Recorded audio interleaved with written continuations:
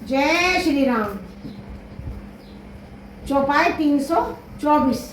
जय धुनि बंदी वेद धुनि मंगल गान निशान, सुनी हर्षई वर्षई विभुर सुरदल सुमन सुजान। जय ध्वनि बंदी ध्वनि वेद ध्वनि मंगल गान नगाड़ों की ध्वनि सुनकर चतुर देवगण हर्षित हो रहे हैं और कल्प वृक्ष के फूलों की वर्षा कर रहे हैं। कुंवरों कुंवारी कल भांवर देही, निर्लाभु सब सादर लेही, जाई न बरनी मनोहर जोरी, जो उपमा का चुकाऊं सथोरी। वर और कन्या सुंदर भावने ले रहे हैं। सब लोग आनंद पूर्वक उन्हें देखकर नेत्रों का परम आनंद प्राप्त कर रहे हैं। मनोहर जोड़ी का वर्णन नहीं हो सकता। जो कुछ उपमा कहूँ वह भी कम ही है अर्थात थोड़ी ही है। श्याम सिय सुंदर परिछाई, जगमगात मणिखंबन माही, मनु मदन रति धरी बहु रूपा, देखत राम बिहाऊ अनूपा। श्री सीता जी और श्री राम जी की सुंदर परछाई मणियों के खंभों में जगमगा रही हैं। मानो कामदेव और रति बहुत से रूप धारण करके श्री राम जी के अनुपम विवाह को देख रहे हैं। दरस लालसा सकुच न थोरी, परगत तुरत बहोरी बहोरी, भय मगन सब देख निहारे, जनक समान अपान विसारे। उन्हें कामदेव रति के दर्शन की लालसा संकोच दोनों ही कम नहीं है अर्थात बहुत है। इसलिए वे मानो बार बार प्रकट होकर छिपते हैं। सब देखने वाले आनंदमग्न हो रहे हैं और जनक जी की भांति अभी अपनी सुध भूल गए हैं। प्रमोदित मुनि भांवरी फेरी, नेंग सहित सब रीति निखेरी, राम सिय सिर सिंदूर देही, शोभा कहने जाति विधि केही। मुनियों ने आनंद पूर्वक भौरें फहराई और नेक सहित सब रीतियों को पूरा किया।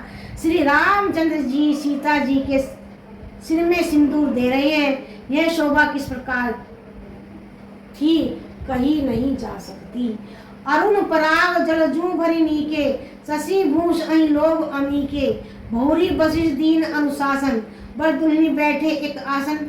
मानो कमल को लाल पराग से अच्छी तरह भरकर अमृत के लोभ से सांप चंद्रमा को भूषित कर रहा है। यहाँ श्री राम के हाथ को कमल को, सिंदूर की पराग को श्री राम की श्याम भुजा को सांप की और सीता जी के मुख को चंद्रमा की उपमा दी गई है। फिर वशिष्ठ जी ने आज्ञा दी, तब दूल्हा और दुल्हन एक आसन पर बैठे। बरासन राम जानकी मुदित मंद सतु भय, तन पुलक की मुनि पुनि देख अपने सुग्रत सुतन फलनाए। भरी भुवन रा उछाऊ राम विवाह माँ सब ही कहा, कई भांति बरने सिरात रसना एक मंगल माँ। श्री राम जो जानकी जी श्रेष्ठ आसन पर बैठे, उन्हें देखकर दशरथ जी मन में बहुत आनंदित हुए। अपने सुकृत रूपी कल्प वृक्ष में नए फल आए देखकर उनका शरीर बार बार पुलकित हो रहा था। 14 भुवनों में उत्साह भर गया। सबने कहा कि श्री रामचंद्र जी का विवाह हो गया और यह मंगल महान है। फिर भला वर्णन करके किस प्रकार समाप्त किया जा सकता है।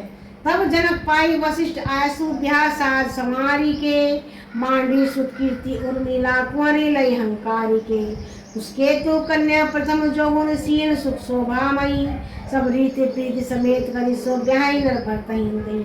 तब वशिष्ठ जी की आज्ञा पाकर जनक जी ने विवाह का सामान सजाकर मांडवी जी, सुतकीर्ति जी और उर्मिला जी इन तीनों राजकुमारियों को बुला लिया। उस ध्वज की बड़ी कन्या मांडवी को, जो गुणशील सुख और सौभाग्य को रूप में थी, राजा जनक ने प्रेम पूर्वक सब रीतियां करके भरत जी को ब्याह दिया।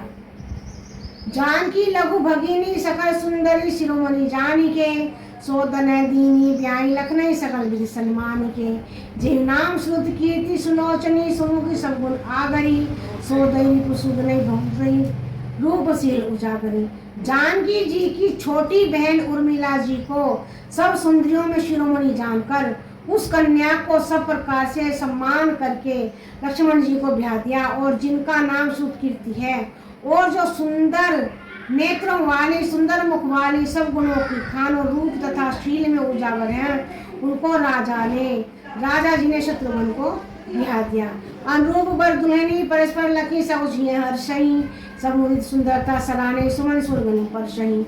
सुंदरी सुंदर बरन सब एक सब मंडप राजही। जतु जीव चरचारी अवस्था विपुल सहित विराजही। दूल्हा और दुल्हन परस्पर अपने अपने अनुरूप जोड़ी को देखकर सकचाते हुए हृदय में हर्षित हो रहे हैं। सब लोग प्रसन्न होकर उनकी सुंदरता की सराहना करते हैं और देवगण फूल बरसा रहे हैं। सब सुंदरी दुल्हनें सुंदर दुल्हों के साथ एक ही मंडप में ऐसी शोभा पा रही हैं मानो जीव के हृदय में चारों अवस्थाएं जागृत स्वप्न सुषुप्त सुतुष अपने चारों स्वामियों विश्व मैंने प्राण और ब्रह्म सहित विराजमानो। बोल सियावर रामचंद्र की जय। राम सिया राम जय जय राम। जय श्री राम।